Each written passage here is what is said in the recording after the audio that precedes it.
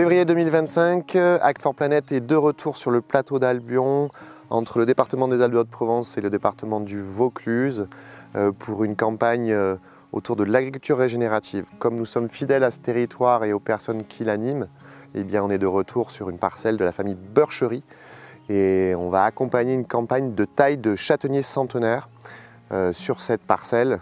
On va voir en fait une triple symbolique, puisque ces arbres ont été plantés par les anciens il y a des centaines d'années, et la taille que nous allons procéder aujourd'hui va leur redonner une vie et les prolonger dans le temps, c'est-à-dire qu'ils vont continuer à capter du carbone dans le sol, ce qui est très important pour le dérèglement climatique, et continuer à produire des châtaignes sur ce plateau qui en a bien besoin.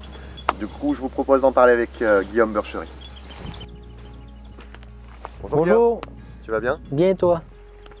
Alors les arbres dépérissaient. Ils étaient en train de décliner, il y avait beaucoup de branches mortes, de choses comme ça. Donc la taille, lorsqu'on les a taillés, en fait on leur donne un second coup de souffle, une seconde de vie, et ça leur permet de se remettre en production.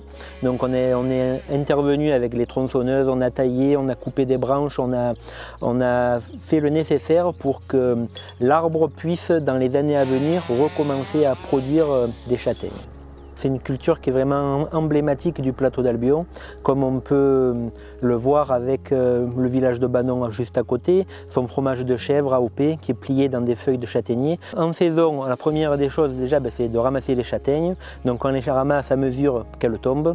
Et ensuite, une fois qu'elles sont ramassées, elles sont triées, calibrées, de manière à ce qu'en saison, on puisse vendre les châtaignes fraîches et que l'autre partie qui n'est pas vendue fraîche soit transformée. Donc elle peut être transformée sous diverses formes.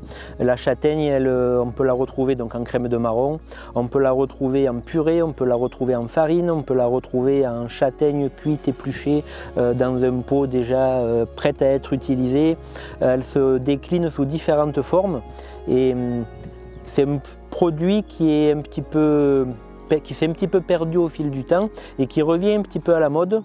Et le conseil que je peux donner par rapport à la châtaigne, c'est d'oser l'utiliser en fait. Puis historiquement, en fait, c'est un arbre qui a servi à passer les moments durs.